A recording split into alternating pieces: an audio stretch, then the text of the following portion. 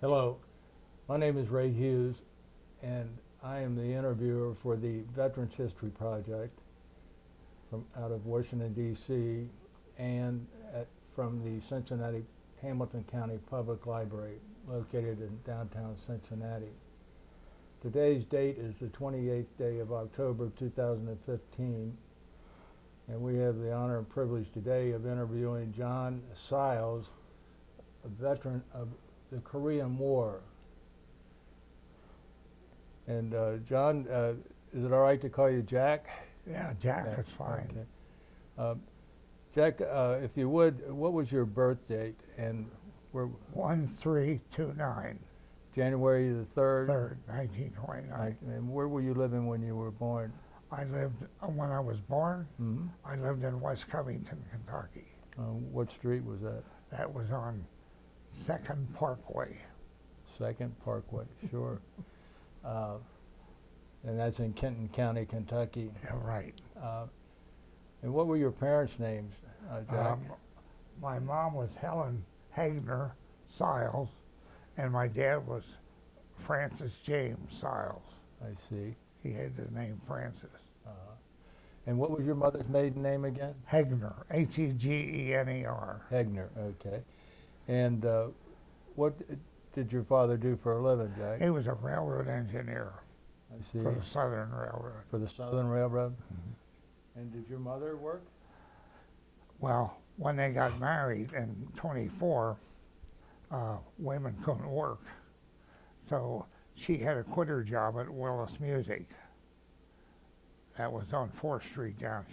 She worked for the Song Pluggers, Right. and Ruth Lines took her place. She was on the radio down there.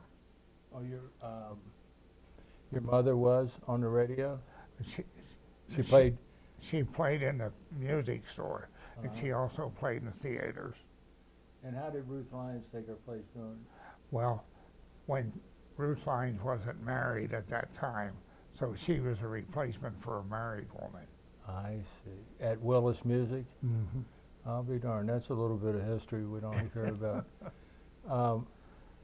So your mother and father were married in 1924. Yeah, 24. And did you have any brothers and sisters, Jack? Yes, I had twin brothers and sister.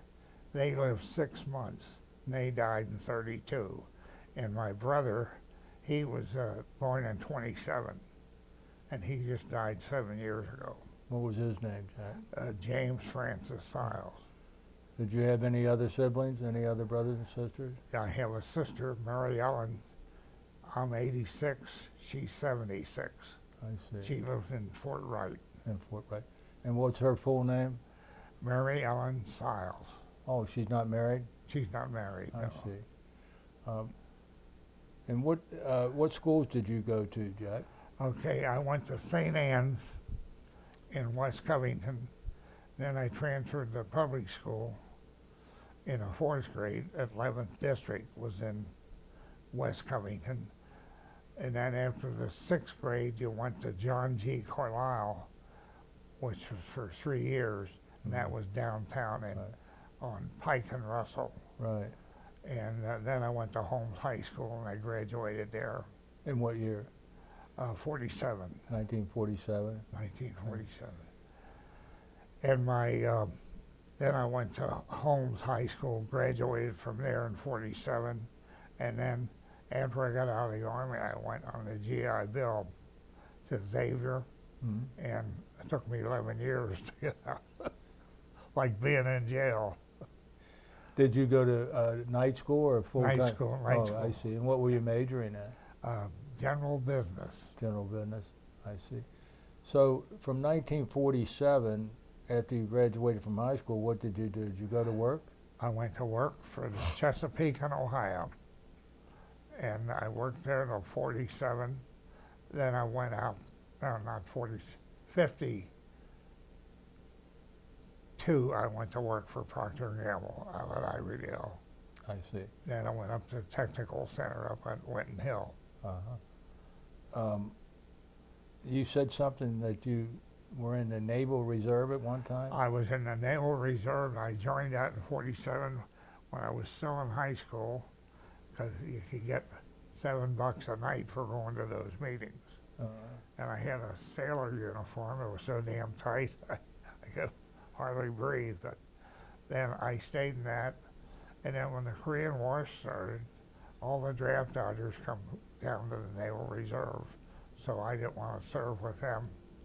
And I quit going. They said, if you don't come to these meetings, you're going to be drafted. And I was.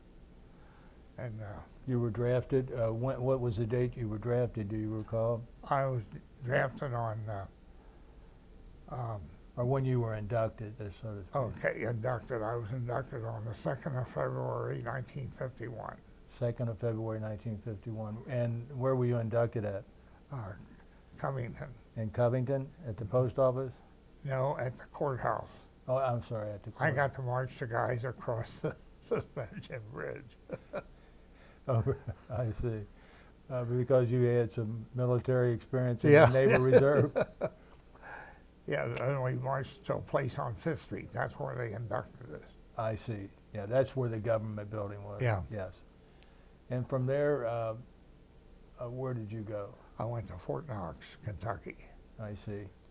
And did you go through basic training there? Basic training. Explain your basic training to me, if you would. Well, it was armor basic training. And we had all M4 tanks. And we did more marching than we did riding. But then in June, I guess it was May, we got our 30-day leave, and then we went over to Japan. And I was at Camp Drake, Japan. Where? Camp Drake, that was a Drake? U.S. base outside of Tokyo. And then I was sent to the Itajima Training School. That was the old Jap military. Naval Academy. Right. And in Curry Harbor, which was apart from our island, it was all the old battleships and cruisers were all scuttled in the harbor. And I went to radio school. My buddies went to engineering school, and they cut up all these ships, and so they could clear the harbor. Uh-huh. And Now, you went to radio school where? at Itajima. And that's Etajima, Itajima. Yeah, yes. not Not, that. yeah, I understand. Yes. Yeah. So you're going. What were you trained to be in boot camp? An armored guy, armored crewman, Okay. and I forget what the MOS was, but when I was flunking out of the radio school, I was praying I stayed in armor, because they had a hell of a lot of infantry replacements, because they were knocking them off pretty good over there. Yeah. So were you failing at the radio school? Yeah. Did you fail altogether or not? Well, we had training records. They were British, and we say Abel Baker. They had Abel Baker, and they called it D as dog, and they had a different phonetic than we had. Right. And you had to learn to take this with a key, and I just couldn't take that crap. Yeah. So they said, if you don't, you'll flunk out and be a replacement. And I was, and I got into the 2nd Infantry, and they happened to have openings for tankers, so I got in there. What regiment or? It was the 72nd Tank Battalion. That was the tank battalion for the 2nd Division. Each division had a tank battalion, and I think the 24th or 25th had 2 tank battalions. The 24th Division? Yeah. Yeah, and the 25th. Were you attached to any particular company in the 2nd Division? I was in a reconnaissance for about 2 weeks, and they said, anybody here can type? And I held up both fingers, and so I passed the test, and then I became a paper monkey. And I started, and you got promoted faster than hell. You couldn't sew them on fast enough because they had so many replacements. And then I went into the headquarters company, and I stayed there. And how long did you stay with the headquarters company? It was 9 months. That's where we stayed. I see. 4 points a month, and 36 points to come home. I see. And where were you located at in Korea? A place called Chuncheon. That was on the 38th parallel. That was the first town they hit coming over. Chuchong. Huh? Chuchong. Chun, Chunchon. Okay. Yeah, on the 38th parallel? Right on the 38th. And that's where your headquarters was for Yeah, the second? Around Yeah. there. While you're talking about that, I think we'll show your uniform. This is the Second Division patch. the emblem of the 2nd Division. And what does this emblem here signify? When I got out, I was in a Third Army, Third Army. Third Army Yeah. down in Georgia. And you were a sergeant first class, Sergeant First Class. which is 5 stripes, 3 Yes, up and 3 2 down. Mm-hmm. Yeah, thank you. So, did you have any close calls or anything while you were in Korea? Not that I could. First day I was there, a recoilless rifle went off, and that just scared the hell out of you. Your first day, and there was some little bit of shrapnel, and they put us in a tent. And we were laying on ammo boxes, and some of that got stuck in the wood, and not in us, so we were okay. So the rifle went off and hit the wood? No, the rifles, they were firing at the gooks, Oh, and it just scared the hell. Nobody said, "Hey, we're going to shoot this thing," so they just fired it at them, and they fired back. They had mostly mortar. I see. And Any of it hit close to you? hit the wooden box, close, not real close. Yeah.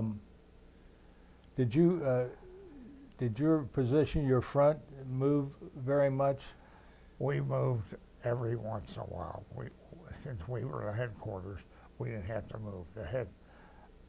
The line outfits, they would move. We had 3 tank battalions, 3 tank companies and 1 headquarters company, and they would move from different positions. Now, were you in the headquarters company of the tank battalion? Right. Oh, okay. And then they took if say an outfit was pinned down, we'd send another tank company up there to help them out. And there was one where we had a Navy plane hit the hill, and these guys, they hid in caves up there, and they come out, they were going to get the guy, and we fired everything we had ahead of that plane, and they got the guy out. He wasn't knocked out either. And then they crawled back in their hole, and then the next morning we'd reposition our gun position and get them zeroed in, and all they did was move their tanks over, and we were allowed to fire 3 rounds at them. Were you? Yeah. They said there was a shortage. We had a ammo dump like from here to Covington, it was loaded up, we had ammo, but I guess that's politics. And we were short of ammo on the front lines. Huh? And our men were short of ammo on the front lines. That's what they said, but they had all the ammo they wanted. It was just, somebody said, don't waste the ammo, because hell, they would move. Well, we hear a lot about the Chinese as they would run back over the 38th parallel and then back. Did you guys ever get We went up and down. And when we had enough supplies, we could go up and stay up. And they ran out of ammunition. And I remember we watched the front line, and like the old retired people, they wore like a white bed sheet, I guess. And retired men, they had like a tin hat they wore, like a top hat. It was real small. And they let them come over. And our commanding officer said, hey, we have to feed those guys. So we had a policeman from Philadelphia. He just sectioned off a big with barbed wire, and we had more Chinese than we had Americans, you know. And so they let them go back into Korea. And they said some of those were communist guys, you know. Now, were these Chinese people or Korean people? They were mixed, but most of them were Chinese. Because they said, where in the hell did the 500,000 Chinese come from? And they weren't expecting those. But, and we did never go up into China. We stayed, that was, I guess, the border, and they said, don't cross that. So you guys in the 2nd Division never did go into North Korea. You stayed. Yeah, we were in North Korea. We went up as far as close to the Yalu River. Oh, did you? Yeah, Were you up there with them? yeah, and you wonder where in the hell all that, and then we fell back. Did, They we- put 500,000 guys ahead of us. did they come over while you were there? They came, some of them came over, Yeah. and they had a little bit of air power, not much. It hit them. And we had the first jets over there, and then they gave them our P-51s, the South Koreans. Mm-hmm. You, where were you at when the Chinese crossed the Yalu River to? About 5 miles from the border. That had to be a frightening situation. It was, you know. Sometimes you go up and down, and sometimes there was equipment on it. And they had a policy, they always carried their records with them. And we had records like from the 2nd Division in the Indian Wars, and they lost a lot of those records. Then they quit carrying them. In the headquarters company, Mm-hmm. yeah. Did you ever have to fire your rifle and things like that at the Chinese? You know, I just fired at birds. I couldn't hit them. What were you firing with? Well, I had a pistol, and I had a carbine, and I had a bazooka that I kept in a trailer in case we needed it. And when I left, it was rusty. They said, where in the hell has this been? I said, in a trailer. Did you lose many men in the 2nd Division? We did not. We had one, was a real close one, where they dropped a mortar shell into the tank, to the turret. And we had a company commander, he got a letter from the mother, how did he die? And he shouldn't have answered it himself. And he was blown to like hamburger or something like that. Oh. And we had to go over to Seoul and get the mail and get that out of the mail. And they rewrote the letter. Yeah. And he stayed a 2nd lieutenant, I think. But we didn't lose that many guys. We lost a few in the recon because they'd go out like a patrol. It'd be 9 guys, 10 guys, maybe 20-some-odd guys. And if they went out with the Marines had fired anything. And, you know, there were like 10 Marines and 200 Chinese. And then we have to send our tanks out to get the Marines out. What model tank did you have there? I had an M4A3E8. They called it an Easy 8. And it had a heater in it that didn't work. And it had we had 76mm guns. On that? And the Chinese had, they had some Russian tanks. an I forget, M26 or something, and it wasn't worth a darn. They had, but they had some had 122 millimeter shell, and that outgunned us Right. easily. Did you ever ride in the tanks? Oh yeah, I rode in them. Yeah, 'cause I trained as a tanker, so I knew all that stuff. In Korea, did you have to ride in the tanks any or on them? On them, just getting out a couple of times, you get on whatever you could. You know. I see. As you were withdrawing? Yeah, we were up, like you get low on supplies, you have to pull back. And as you got more supplies, you go up. Mm-hmm. And coming out, that's where you wanted to ride. Now, after the Chinese crossed the Yalu River, I've heard figures of like 300,000, 500,000. 500,000, I think Yeah. it was. Did you actually see them coming? Yeah, you could see them. Yeah, they were over on the Chinese border, and They must have looked like ants climbing down. they did. What was the temperature like there, Jack? Okay, it was in the wintertime, it was pretty damn cold. It was like minus 20 for a while. But like in the summer, they didn't say much about that, but I know we had 117 degrees one time, and that was pretty hot. And you didn't have a big supply of water, so you drank what you could, you know. A lot of guys drank gin, whatever they could get their hands on. Yeah. But we ate good. So, were you there for a Thanksgiving? Yeah, What was it, Thanksgiving of what year, 53? 51, I mean, excuse me, 51? 51, yeah. And And we had turkey. where'd you have that at? They brought it in coolers. I mean, where were you at when you got that? We were behind the line then, so we didn't have any interruption. I see.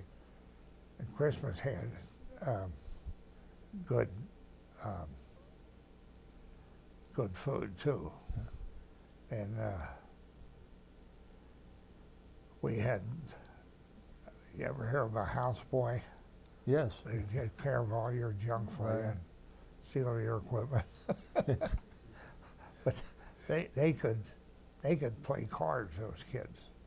We had one kid, he was going home. He was an American, and we kept him in a tent with them, and he'd play cards with them. And they let him win 2 or 3 hands, and then they cleaned him out. And he went home. Now, were you living in a tent most of the time that you were there? Most of the time, we had a great big 10-man tent, A 10-man tent? and we had a big heater in each end. And that heater was run by what, propane or? Well, it's supposed to be propane. We never had any propane, so we used aviation gas. And that thing would get white hot, you know. Yeah. And if it would have blown up, we would have been gone. But sometimes we What'd you do, fix a line up that fed into it? Yeah. Yeah, it fit. I don't know who did it, but we had it. And What was that, 100-octane aviation fuel? fuel, Yeah. or whatever we get our hands on, you Yeah. know. And the temperatures were very cold, so you needed something like that. You needed something, Yeah. yeah. What type of boots did you have over there? I had what they call tanker boots. I never had, like the combat boot had the strap on it. I didn't have any of those. Mhm. Those were like refrigerators. You know, they had the wrong kind of lining. Mm.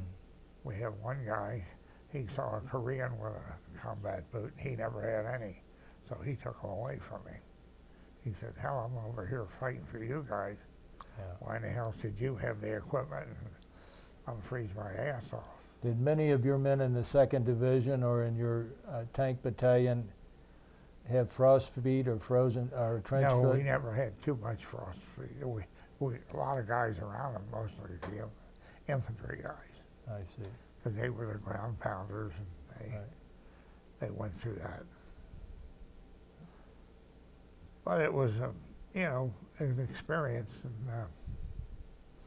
I wouldn't want to do it again, but No. So how long, so when did you leave? You went over there when in 51? What month was that? in June of '51, And then you came home when? and I left on the second day of November over there. Came back to the States. Of 52? Two. So you were there a year and a half. Well, yeah, a little bit, you know, with Yeah, a little bit short. with transport time. Then I come back and went down to Georgia, and that was nothing to do, you know. Well, when did you actually leave Korea? On the 2nd of November, Okay, so you stayed there. we got on a troop ship in What city? Incheon. Incheon? Incheon. Oh, okay, on the northeast coast. Yeah, and then that took us down to Incheon was down at the bottom. We went over to Japan, and there was no ship in the harbor, so they put us on passenger trains and took us up to Sasebo, and we got an attack transport, which was the slowest damn ship I've ever been on. It's an AP. Yeah, Yeah. it was in a. It laid down that they said at Hong Kong, in case they attack Hong Kong, they could get all the civilians out. So you left from Incheon on a ship and went over to Japan. Japan. And then went up to Sasebo. Sasebo. And then from there, what happened? We come to San Francisco On board a ship? aboard a ship. That was the same ship we boarded down in Incheon. Oh, really? Yeah. They brought it up from Hong Kong to get us, and they put another ship down there. They said, I don't know. So you left. Do you remember the day you left? Date you left Japan? We were there about 4 or 5 days till we spent all our back pay. I was going to ask you if you got any souvenirs in Korea or souvenirs in Japan. I had a mom and 2 aunts. I bought them each a kimono. Did you get along okay with the Korean people? I did, yeah. They liked us because we were protecting their butt. And I do have a coin I got at home. It was made out of jade. This houseboy, the 555 lasted that town. And they went in his house and rooted around, they found that coin. What's a 555? Oh, that was a AAA battalion. Anti-aircraft, Yeah. But the 555th? 555 was the number. I remember that number because it said, thanks to the 555, this is your town. And there was a bank over there in Chuncheon, and somebody had put a great big hole in the bank, but all that money was no good money, you know. Yeah. It was Chinese money or Korean money, whatever. What about the Japanese people? Did you get along okay with them? Yeah, I never found one that fought the Americans. Me like the Americans, you know, but because a lot of them had been in China, they were in China. They were actually better soldiers than ours because they had so much experience, you know. Yeah. And they fought the Chinese 6 or 7 years before we even got Right. in a battle. Yeah, they started in 1931 Yeah. and then invaded China in 1937. Was it 37? Yeah, then Manchuria in 1931 and then China in 37. Yeah. Yeah. So you left the Sasebo area and Yeah. went to San Francisco? Yeah, we come back to Frisco. We took off from Seattle when we went over. And where'd you go from San Francisco? We went up to Adak in Alaska, Where? Adak. It's in the Aleutian Islands, Mm-hmm. and that's about 2 miles from Russia. You'd hear planes all fog. This guy say, "That's an American plane." The guy say, "That's a Russian plane," and it was all. I think they all. Were you, excuse me, but were you still in a headquarters company of the Tank Battalion? Yeah. Did Yeah. you? I got no, the order said relief from duty, headquarters assigned to, I guess it was June. I forget what they classified you, Yeah. but you still had your same MOS. What were you doing up there in Alaska then? We just stopped there to get oil, because the ship, they knew they had enough to get to Tokyo, but they stopped in Alaska and got that. And then we drove down that coast to Yokohama, and then you went to Tokyo Is that on the way over or back? on the way over. Oh, okay. And then we stopped at this Camp Drake. That Right. was it.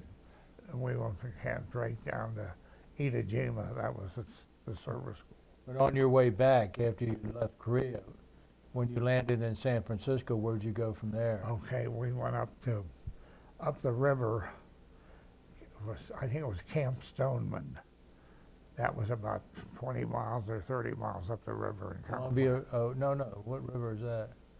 No, it was the American River. I The think. American River. Yeah, Uh-huh. To Camp Stoneman. Camp Stoneman. Are you still with the 2nd Division now? No, we were separated from that when we left Korea. Oh, okay. But we went to Camp Stoneman, and then they classified us. Some guys flew home. We got a troop train and come down through Arizona and come into St. Louis, and then went over to Fort Knox and got this. Then we didn't get discharged. We got a 30-day leave because we still had time to go. And from there, I had 30 days, and I went down to Fort Knox and got classified as I forget what they call it, as a sergeant major rating. But they sent me down to down in Georgia, Camp Gordon was it called. Gordon. And that was a MP and a signal camp. And I got a job. You ever hear of the McCarthy hearings? Yes. Well, that started in the Signal Corps up in Fort Monmouth, New Jersey. And it was a major up there. He was a guy that was the communist. And they thought that somebody would shoot at the general up there. And we had a brigadier down there. And I was in that office. I was in charge of anybody that wanted to go to OCS that had been in the Army. Most of them had one eye, no ears or something. They'd all be rejected. But I was there in case this guy got attacked. And I had an M1 in there with 2 rounds of ammunition. Is that all? You, were you an MP then, or not? No, I was in the Signal Corps. In the I got Signal- transferred to Signal Corps. Right. And but there was an MP section in there, but they were separated from us. And what general do you remember? What general you were protecting? So to speak? Yeah, it was a General Wheeler, Wheeler. Frank Wheeler. Yeah, he was a nice guy. He said, "Go anywhere you want, but carry a piece of paper." And where were you at when all this was going on? What? I was down in Georgia. At Stoneman, or Gordon rather. Gordon, yeah. And Gordon was, I didn't have that much. We had a sergeant major, and he drove a bus in the daytime as a civilian job. And so, and then we had 2 they, I had the guys that did the physical work, like worked in the post office and took care of the tennis courts. And one guy, I had to roll him out of the sack. He said, I played the piano till 11 o'clock last night. I said, I was drinking beer at 1 o'clock. So you had pretty good duty down there at Camp it Gordon. was nothing to do, Right. you know. And they had some old guys. I ran into an old guy. He spent the World War II in Cincinnati out of Lincoln Airport. I said, I wish I would have known that. Yeah. But I had old guys in there. I was a sergeant, and these guys were master sergeants, but they had data rank, so I got stuck with that. And they had all kind of different people. One guy was he'd been a captain in World War II, and he was a good Catholic boy from New York. He got married in the cathedral up to West St. Pat's. They got divorced 2 years later. They got rid of him, you know.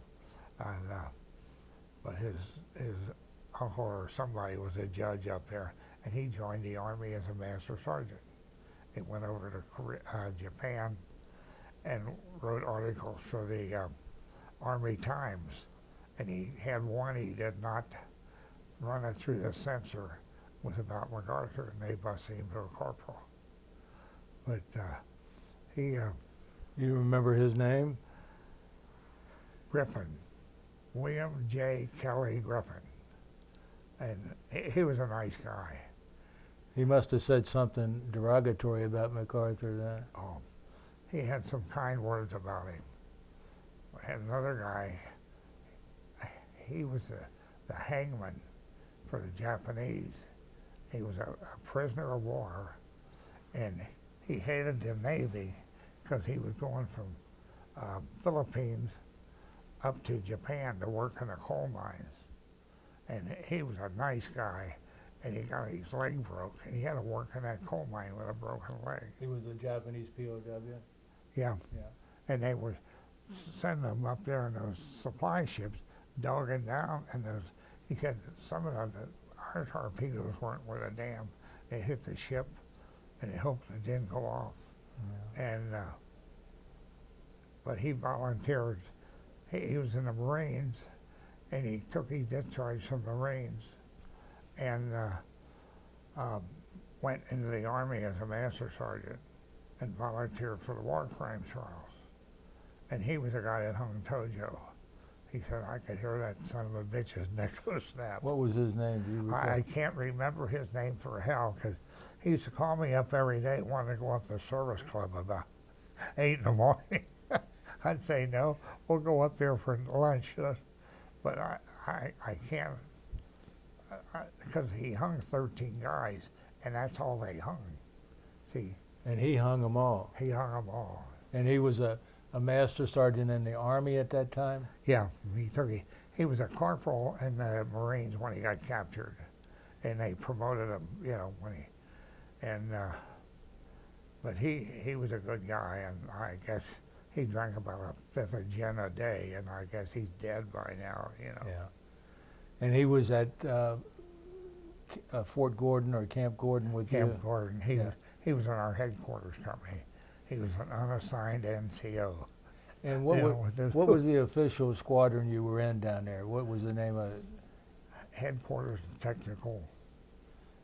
I forget the name. Headquarters Technical, U.S. Army Signal Corps. U.S. Army Camp Signal. Gordon, Georgia. Camp Gordon, Georgia. And what time period is this? What month and year would you say? What year? Yeah. 51. 52. 52. Yeah. And yeah, it's interesting.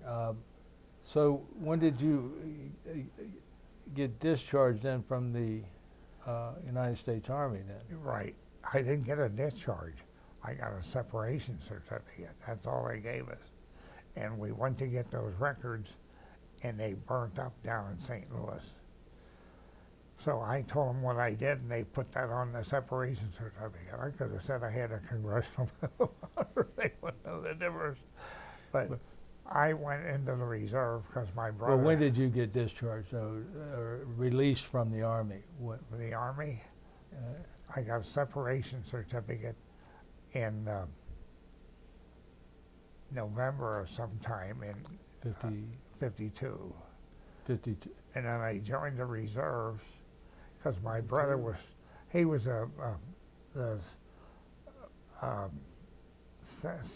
he was a second lieutenant in an MP company. Wouldn't it have been 53? Weren't you in 2 years? Yeah, well, So they you- let us out a little early oh, di- because they had, the war was over. They didn't need all those guys. But But he was in the reserves, and he signed a property book, and we had guys were stealing stuff out of the room, and he was in for about $3,000, and I went in as a supply sergeant, and we went down to Fort Knox the first year, and most of those guys had been tankers in Korea, and we come back with 2 truckloads. We had a safe out here at Fort Thomas. Nobody knew the combination, so they gave us 2 more safes down at Fort Knox. So they got 3 of them. I guess they have. I don't know if they've opened it or not, if they had anything in them. But I was in that, and I just quit going to that. And I think that was part of the Kentucky Guard or Kentucky. See, some guys had to serve an extra 6 months, and we didn't have to do that. But I joined that so I could get my brother out of the hole. So you went into the Army again when? Huh? When did you go into the Army again? What? February 2nd, 1961. February 2nd, 1951. 51. Yeah. Okay, and then when did you get out technically? And I got separated down in Georgia. That was the second. Yeah, I got discharged down in Georgia. That was the 2nd of November of 52. okay, good. And then I went in that Marine, it was a reserve MP company over here in Fort Thomas, and I just quit going. I never heard another word. They might be looking for me. Yeah. So after that, you came home, and where were you living at when you came home over here? When I came here, No, after when you got out of the military. Did you I go got- back home and live with your parents? yeah. We're back, and I was asking you where you were living at when you got out of the Army. Did you go back with your parents? With my parents. I wasn't married yet. So I got married No. in 54, I think it was. So you went to work for the C&O Railroad then, is that correct? No, I'd worked for the C&O, and I worked for seniority. Then I went out to P&G, and I got a job out there. So And what were you doing at Procter & Gamble? anything they told me to do. Is that out at Ivorydale? Yeah, I was a clerk out there, and I went into management when they opened the cake plant down there. And then I went up to Winton Hill to the technical center, and that's where I retired from. How long were you with Procter & Gamble? 34 years. It was a good place. Yes. And what year did you retire? 59. 1959. No. It had to be later than that, 34 years. 1989? 89. Yeah. What was that? Let's talk about your wife. What was your wife? Is your wife living? No, she's died. What was your wife's name, and where did you meet her at? Her name is Joan Lucking, Lucking, and she was from Price Hill, and there were 6 of us came home from Fort Knox in basic training. This one guy fixed us all up, and we went out, and I went out with some other girl, and she went out with some other guy, but then we got together, and we're, I guess, like 6 months, and then we got married. Did you stay in contact with her while you were in Korea? Yeah, So, I used to pass her letters around to them. so you met her while you were in boot camp then? Yeah, right. And but you went out with a different girl. at that time, but I had So- another date with her. So you must have struck up a conversation with her or Yeah, something. I did, yeah. I And told her what a good guy I was. And what'd you do? Come home on weekends or something like that? to Yeah, meet? we'd come home on weekends, you know, like somebody always had a car, well, shouldn't be there. Be about 7 or 8 guys in a car. Yeah. They have like 3 flat tires coming home. And then you had to get back on Sunday night. And the guy was a commissary management for Frisch's. He used to take us back at night, you know, on Sunday, and then he'd have to come back and go to work on Monday morning. He was a good guy, and then he got drafted. So How many times did you come home to meet with Joan and go out on dates? every damn time I could, you know. I guess every other week we get a pass. Did you? Did she write you while you were in Korea Yeah. all the time? You didn't? Did you get engaged before you went to Korea? Or? No. I didn't know her that well. Yeah. Yeah. I guess she thought I was rich, and I thought she was rich. Her dad was a bartender. Where at? Oh, he worked out in Strikes and Spares, or a bowling alley out in Blue Ash. Oh, Strikes and Spares. Yeah. Yeah. Okay. Yeah. So, how long after you got your separation did you strike up a romance with Joan? Oh, I had a romance, you know, all while we were there, and then we started going out like every weekend, you know. Drinks were too expensive, but now I don't think I can afford it now. Yeah. The price of those things. So when did you decide to get married, and when did you get married? Well, I got married in September of 26. I forgot, 55. 55. Yeah. And then we had 4 kids. Did Joan work? She worked for a finance company. You know, used to have those loans. Yeah. And Which one? Aetna, Down at 9th and Broadway. yeah. Yeah, did you know him? Um, Flanagan. who? Flanagan. Yeah. Did you know him? Yeah. Yeah. Flanagan was still manager there in 1960. Oh, was he? Yeah. Yeah, they used to have a lot of parties and that, and we go out to those. Yeah. And she feels sorry. How long did she stay at Aetna? About 3 years, I guess. 3. She got out. No, she got out in 50 from Seton, and I guess she quit there in 54. Oh, she quit in 54. Mm-hmm. And Did you work there? no, I didn't work for Aetna, but I know the name. Yeah. My uncle was in that. He was with City Loan for a while. And what was his name? Bernie Hegner. Bernie Hegner. I see. Yeah, that was the place to go to work after in the 50s and early 60s was Yeah. finance companies. They were all over. Well, she went to work for Aetna. Did she work at any other jobs? I got her a job one time at P&G. They had a special going, and they had a bar of soap, and they put a sale on it. And the soap would melt, and you had to buy another bar. And she was in packing that. And she made more money the first week than I did working there. I was there like 2 or 3 years. But she didn't want to do that kind of stuff because I was. Well, how did she make more money than you? What do you mean? They were on a bonus system, Oh. and I think somebody made it with a pencil. The guy was doing that work, his girlfriend was there. So he couldn't have his girlfriend making this money and not the others. So, but she took the money and ran. So you had 4 children, you say? 4. And what were their names? And Well, Johnny, he's the youngest. He's out in Denver. He works for, remember Ball Manufacturing Glass Company? They were up in Muncie, Indiana. These preserving jars. what was the name of it? Ball. Ball, sure. Yeah. Yes, yes. They don't make one piece of glass now. Yeah. They contract somebody else to make it. But he was out there, he's a metallurgist, and he started working on plastic bottles for drinks, soft drinks.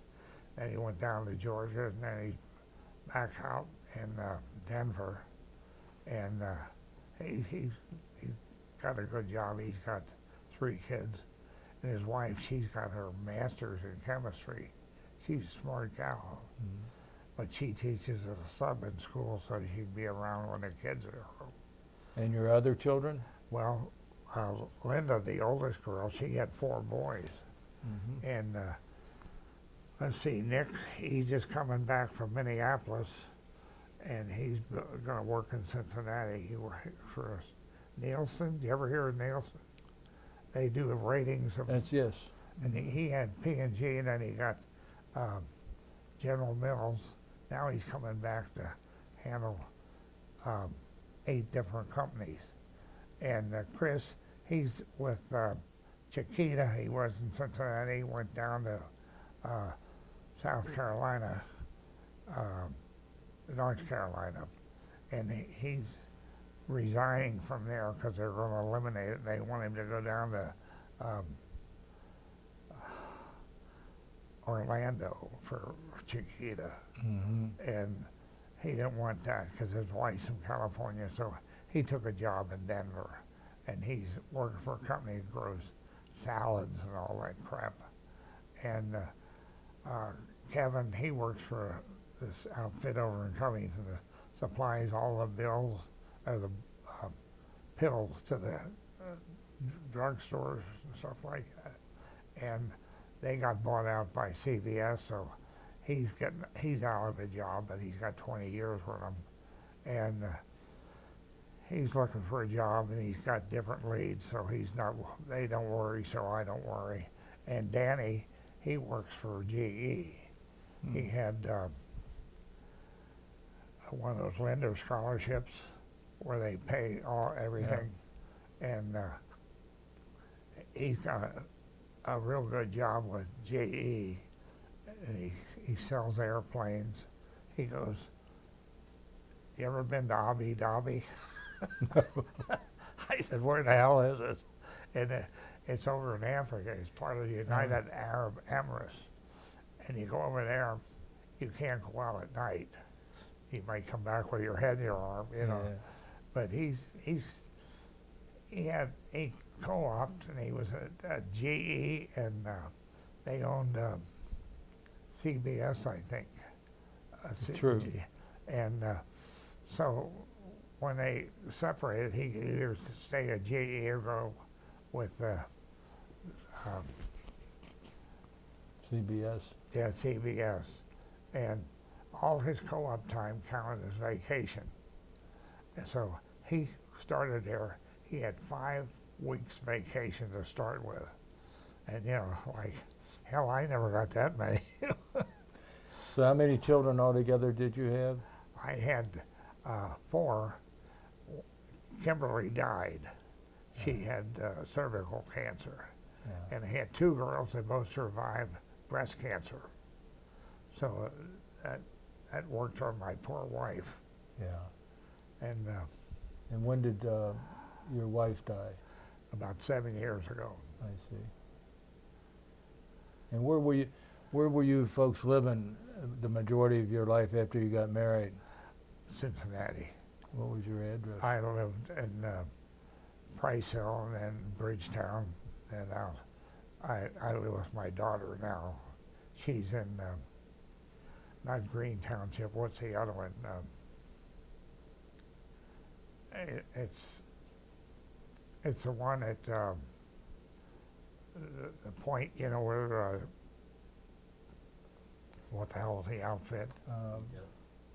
Green Hills, but The what?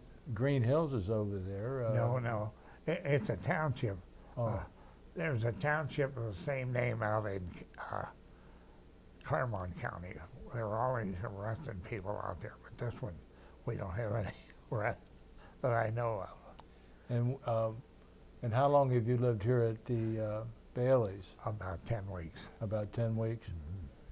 I see.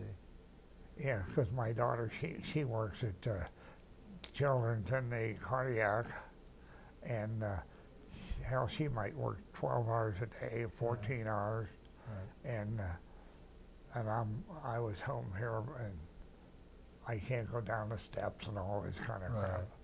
So they decided to toss me in this place, Yeah. and it's a good place. Yeah. They feed good. Yeah. Listen, was that the guy waiting for me? No.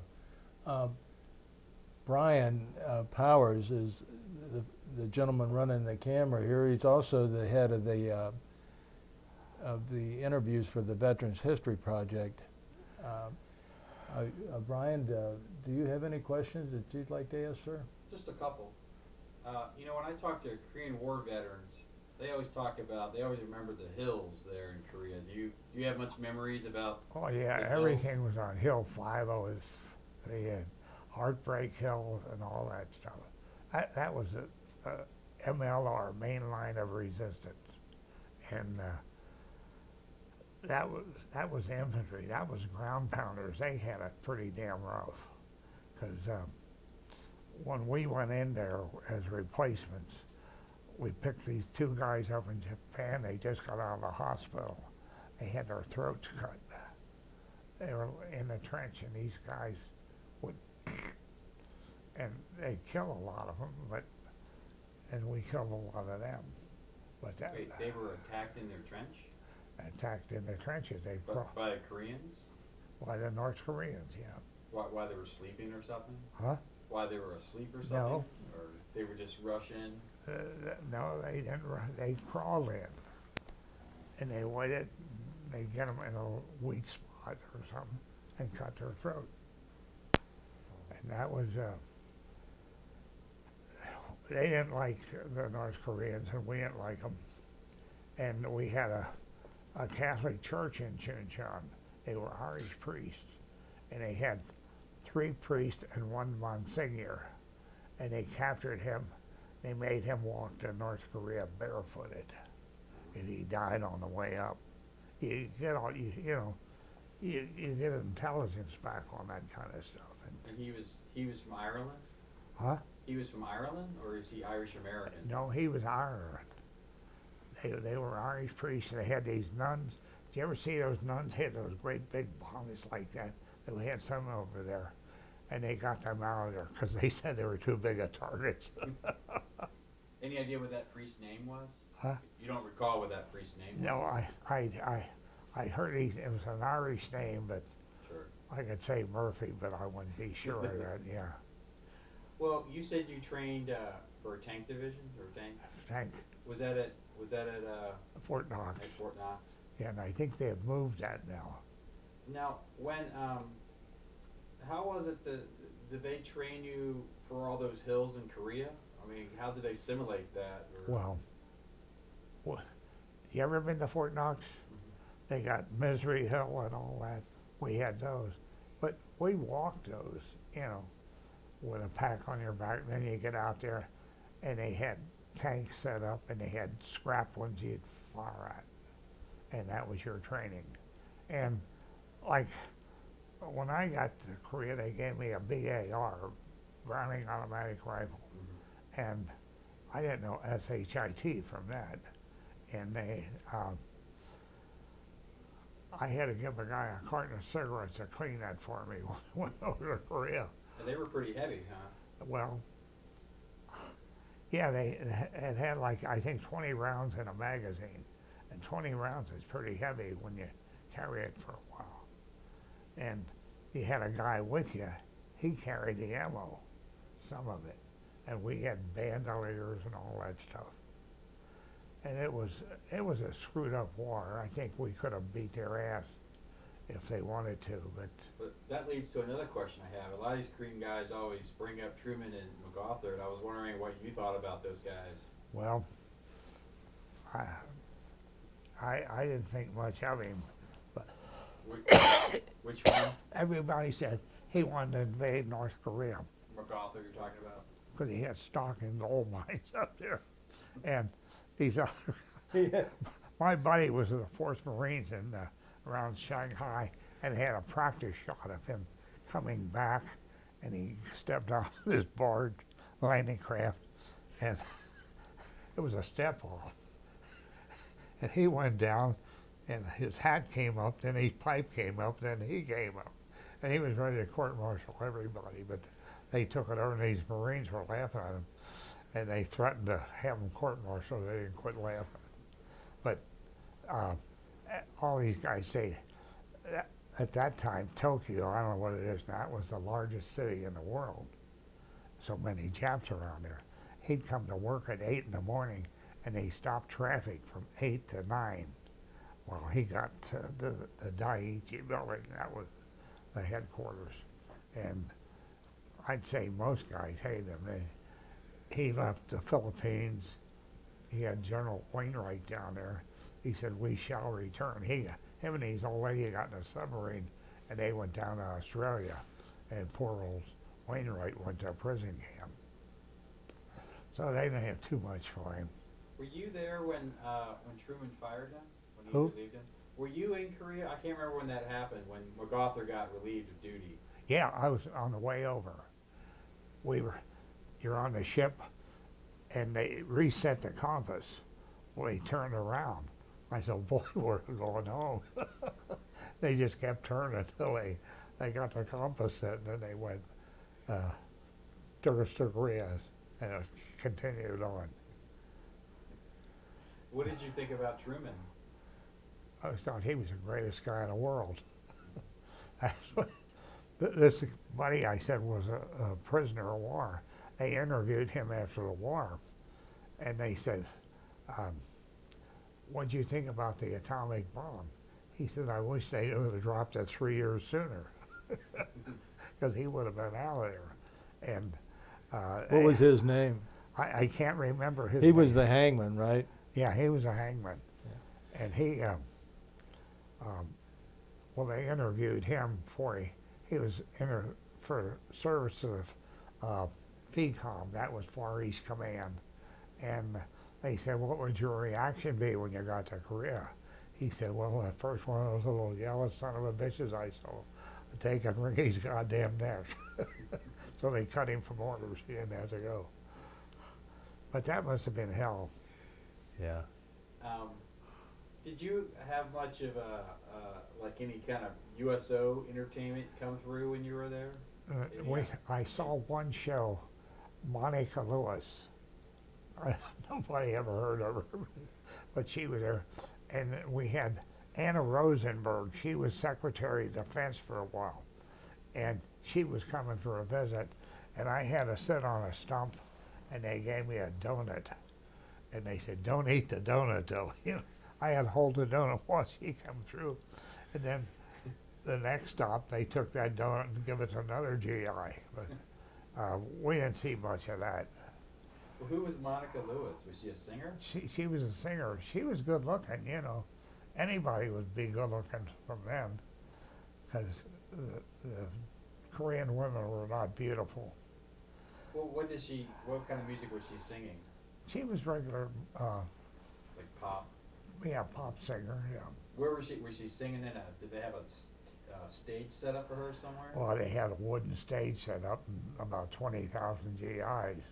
They'd get from all over, come in to see her. And what's his name? Bob Hope was over there, but we didn't get to see him. Right. I guess they probably kept her under wraps, when she wasn't on stage. Oh, they had MPs all around that tent she was in, and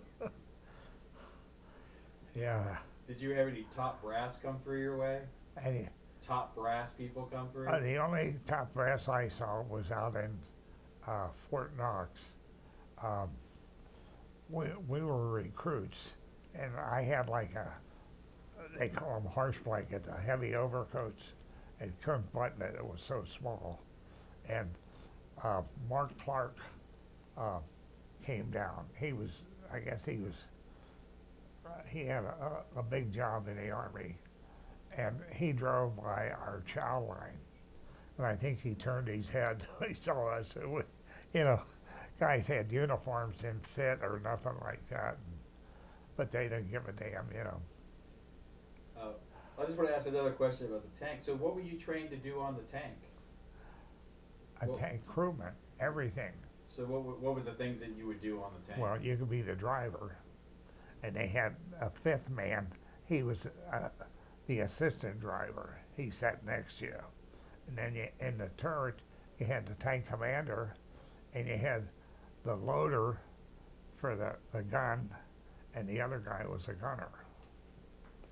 And the best place to be was in the driver's position, because if you tip a tank, that turret is just sitting on there, and those guys usually get killed.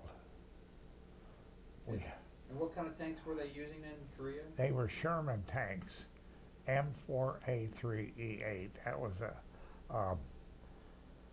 it had a 76 gun on it, and How big was that shell? that's about 3 inches, about like that, and about like and they had another one, was that we started to get the 76s instead of the 75, and they were a little bit longer, and you couldn't tell the difference because the length, and if that tipped on you, you'd lose the turret, and usually the guys in there got killed. We didn't have much of that. We had one guy, he come down, a guy, you drive that tank, now they got wheels now, but we had turrets. You know, you pull, stop the track and go this way, that way. And they were coming down the mountain, and they're supposed to be going slow, and some guy would grab the turret and pull it back, and it's like a sled. And it come down that one in the river. But those guys got out, you know, because they knew it was coming. And if it didn't hit a brick wall, they had a good chance. But we didn't lose many guys like that. Tank battalions don't lose that much. If they start firing on you, you button up.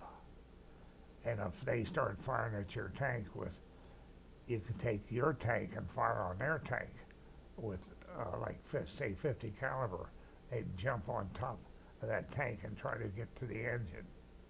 And the more they get there, you pepper it with 50s and off they'd fall. Do you know what kind of tanks the North Koreans were using? Yeah, what the hell? They were Russian tanks. Was that the T4? T-34, yeah. T-34. T-34, that's right. Yeah. Did you see many of them when you were? Yeah. We didn't run from them. Yeah, they were. The North Koreans had all kinds of equipment. I had a bayonet and I gave it away. It was a 1919 U.S. bayonet that was property given to the Chinese Army. They had that kind of stuff. They had rifles. They had a burp gun. Do you know what that is? Mm-hmm. Grease gun. Yeah, like Oh, right. I've heard grease gun, yeah. I had 2 of those, and I was going to bring them home, and we went to. They took us out to fumigate us, and I had mine way up in the rafters, and that's the first place they looked. Where did they fumigate you at? Huh? Where did they fumigate you? In Pusan.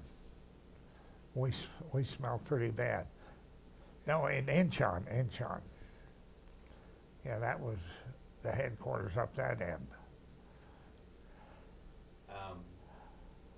Did those tanks, how did they ride on the hills? How did they take the hills of Korea? Okay. How did that go? We got some M26s, which is a newer tank. They wouldn't pull the hills. We had to get our M4s back. Oh, yeah. Because those are pretty big hills, you know. And there were no roads in Korea when the U.S. Army went over there. All the roads were built by the Corps of Engineers. And then we had to pay them so much a mile for using their roads to save their ass. And it was a screwed up mess, you know. I was sitting in a tank, and these 3 soldiers come in. They all had 3 stars on their shoulder. And I hollered attention, you know, so these guys would jump up. They were PFCs in the Venezuelan army. Yeah, it was screwed up. they answer the phone. You know, who the hell you were talking to, Ho Chi Minh or whoever the hell it was. Well, I was gonna ask, did you have much difficulty? I mean, with like maybe with spies or North Koreans infiltrating. Was that an issue much? Did you There encounter were- that? Not much of it, but there were some of it come over in that 500,000. And we had guys working on our chow line. They were Koreans. And they'd give you sugar and salt and all that. And this one guy, they got him, they pulled him out. He was a colonel in the Chinese army. Only made 50 cents a month or something like that. But they didn't kill him. They took him to intelligence, Do you know how they found him out? I guess people talk a lot, and they would, like we have our intelligence. They'd have like, how about a Coke? How about a cigarette? How about another cigarette? And then the North Koreans, they'd hit them over the head with a spike, a tent peg, a metal one. They told them everything they knew. Yeah, that was good. Well, listen, I don't know if I'm going to see my doctor today. He's taking my bandage off my foot. Well, I got one more question. You talked about MacArthur. Not MacArthur. I'm sorry, McCartney. You were talking about the guy that you had protected general. How did that? You said that's where it started. How did that happen? How did that lead to the McCarthy hearings? Well, he did investigation, and they had in the Army up the Signal Corps up in New Jersey, Fort Monmouth. This guy, I forget what the hell his name was. Anyway, he was a major in there, and that's a pretty good rate. And Signal Corps got a lot of intelligence with it. They got a lot of cryptographic material, and they had guys that study codes and all that shit. And this guy, he admitted it. And then they thought they didn't know how far it was infiltrated, And this was the second camp for the intelligence for the Signal Corps down in Georgia, and they thought it might come down there, and they would attack this guy, but nothing ever happened. All right. Anything else, Brian? That's all the questions I got. Okay. Well, Jack, I want to thank you for this interview. It's very enlightening and educational. Okay. And I also want to thank you for your service to our country. Oh, hell. Thank you for yours. We appreciate this interview.